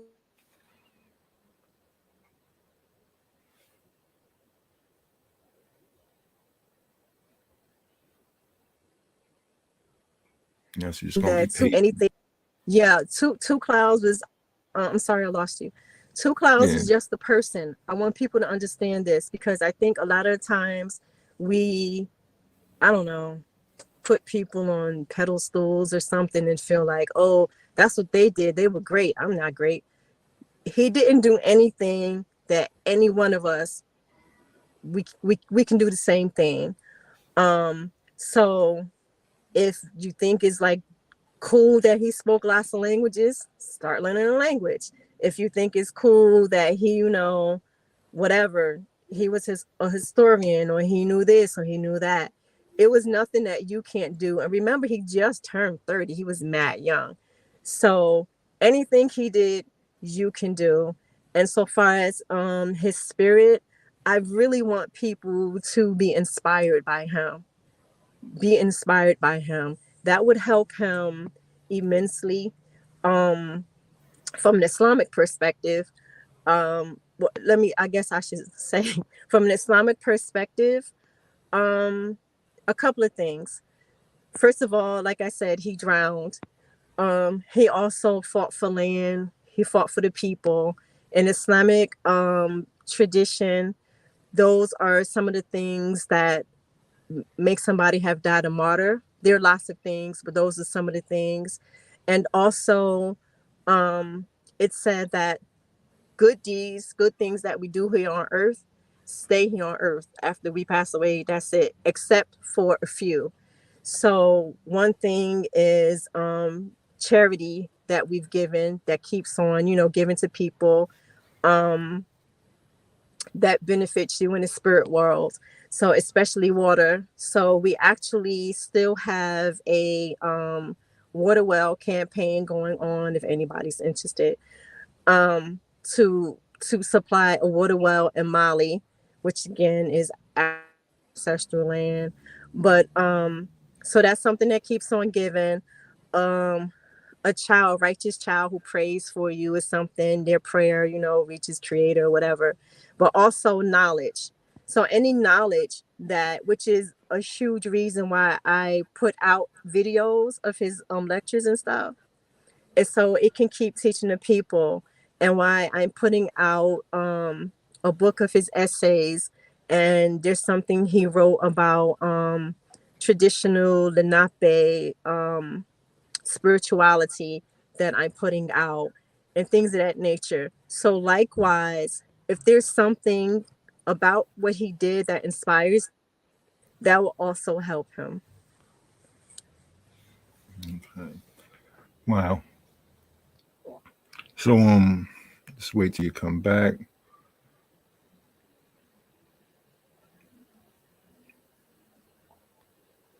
Yeah, we're gonna get to that as soon as she comes back.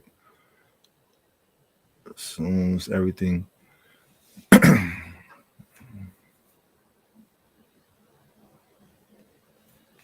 Okay. Refreshing. So yeah, that's why we wait for our sister to come back. I just want to thank everybody for joining us. Um, sister's, she'll tap right back in. I want to thank everybody for joining us today. Um, okay. Okay. I don't know what happened.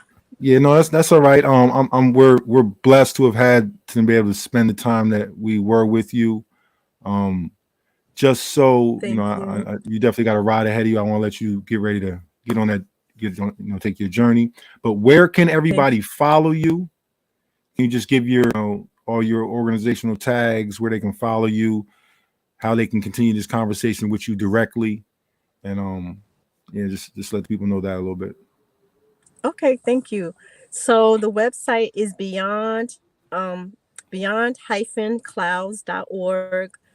The Facebook page is Beyond Clouds. You can find us on TikTok, Beyond underscore clouds, the number 7 underscore 3. Okay, and Oh, and we're on YouTube, Beyond Clouds. okay, YouTube. All right, so what we're gonna do is we're gonna make sure you get this video so you can put this on your YouTube. Okay, thank you. We'll be tagging, and I'll tag you in all the videos that we do. Do what we can to drive traffic to your site. Thank I you. also have a few other people who would like to interview you. So we have Okay. a brother on the West Coast. My brother, he's gonna Wow. he definitely wants to um sit down with you.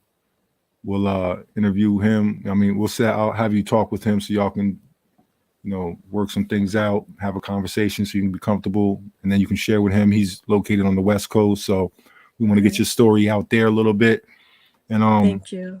anytime you're ready to bring something, whenever you want to drop some items, something you're ready to put out, please reach out and we'll help you promote it. Thank Commercials, you. whatever you need, TGE Turtle Gang Edutainment is here for you. Our platform is here Thank for you. you. And once Thank you again, we so thank you. much. Yeah, I'd like to Thank do a you. documentary on him. Yeah, that's definitely coming. That's definitely coming. And I want to give a shout out to our brother Brooklyn Demi. He's Definitely. the videos we showed today are his videos. I edited one of them. I might have edited both of them. I don't know. Maybe I edited both of them. I don't know. I know I edited one of them. I can't remember if I edited the other one. But Brooklyn Demi, great brother.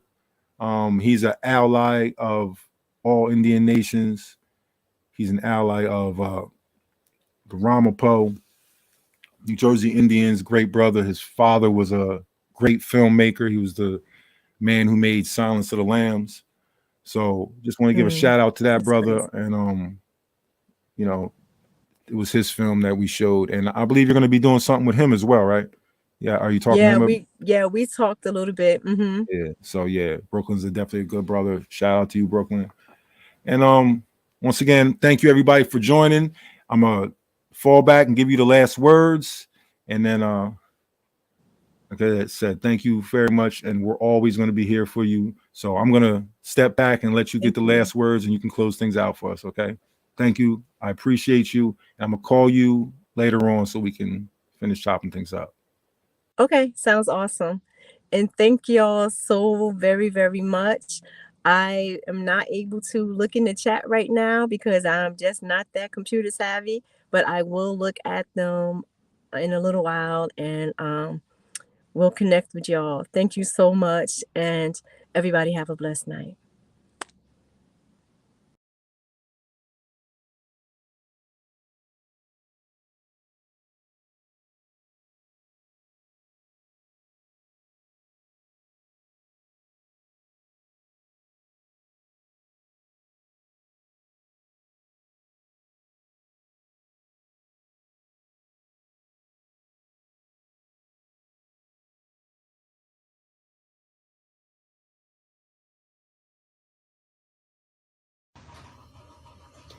This is my son, Maureen Williams, also known as Two Clouds.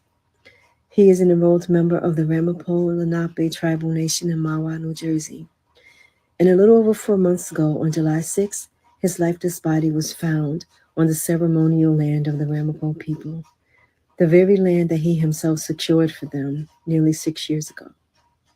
His body was dumped on the shorelines of the Ramapo River as if he was just a bag of garbage. My son was a water protector, a land and human rights activist. He was a father, an educator, a scholar, a linguist, a traditionalist, a Muslim, an artist, a writer. And he gave the last years of his young 30 years to the Ramapo people. And I supported him. Yet, despite his status within the tribe and his valued tribe, virtually no one is doing anything about his murder. His murder, which was caused by one of their own. The tribal government is doing nothing. The tribal chiefs are doing nothing. The Mahwah City Police Department has done nothing. They haven't even done an investigation, although they called me about maybe a month and a half ago to say that the investigation was closed. But when I went to get a copy of the report, there was no report, nor were there any notes or anything showing that they had even looked into his death. When he was found, he had on no shoes. All his jewelry that he always wore was gone. His waist knife that he always kept because he was a hunter and again a traditionalist was gone. He was slumped over into the water.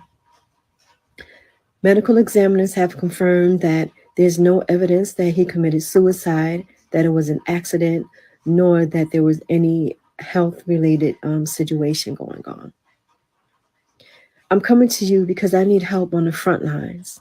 I need people to help me fight for justice for my son.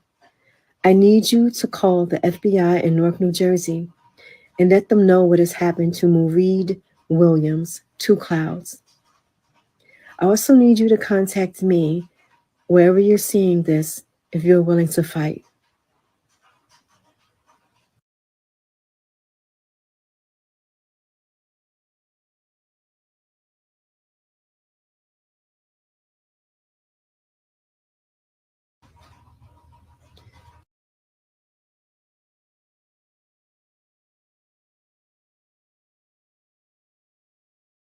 The Native youth, and the Native youth of a mixed background. You know, I have darker skin, so I catch heck from both sides. You know, it's like, man, I can't win for losing sometimes. You know,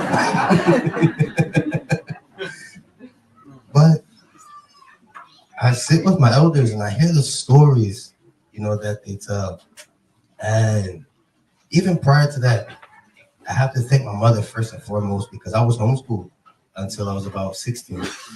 And my father's Ramapo, my mother's also Native, you know. She's Mohawk and West Indian. So growing up and having my mother teach me, she put our traditions and our culture, that pride inside of me, you know. So I grew up knowing who I was and being proud of who I was, but I didn't have the ceremonies that I wanted. I didn't have the songs, or I didn't know how to do something as small as beading. You know, that means a lot for a lot of Native youth because it gives you something to hold on to that is who you are. You know, there's a lot of people who don't know who they are, and we may not think it means so much, but the fact that I can say that, yeah, I'm Lenape, or, you know, oh, someone is Irish or German or anything like that, you know who you are, you know your culture, you have that grounding, you know, like a mountain. You put your roots deep in the ground and no wind can ever move you, you know.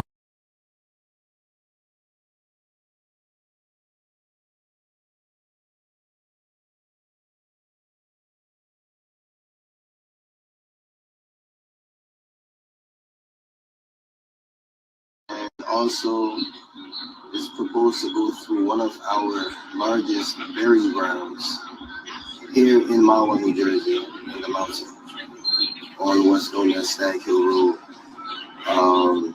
Has about 1,000 known burial sites within this burial ground. This graveyard. Yeah, one of my my grandfather, he's buried up on the hill here in that cemetery. He's one of the people on the burial ground there, and it's 2 hours to tell me. I suppose you can tell them about one of the homeowners here who set us up. That led to the incident that could have been very violent. Part of the reason it appears to be, we found out that he's a petroleum consultant. Yeah. On November 28th, 2016, at approximately 2:33 in the afternoon, one of the Mohawk elders who's been supporting us here from Akwesasne, up north of the border, he went out to charge up his phone and such using an outlet that is on our territory. This outlet and the electricity belongs to the quote-unquote polo club, where our plot of land is a part of. We were given permission to use these outlets by the president of the polo club about a month earlier, and we have been doing so since. And on the aforementioned date, the elder, my uncle, he was approached by an unmarked vehicle. Two individuals approached them from the vehicle, not identifying themselves as officers, and they wound up calling for backup. And by the end of it, there was approximately 14 squad cars out here, and they had my uncle, myself, and two other individuals from different tribes on our fence for about an hour. And one of the first responding detectives, he actually put his hand on his gun, on the firearm, and was acting as if he was going to draw it out. So we were afraid. We thought he was going to shoot us.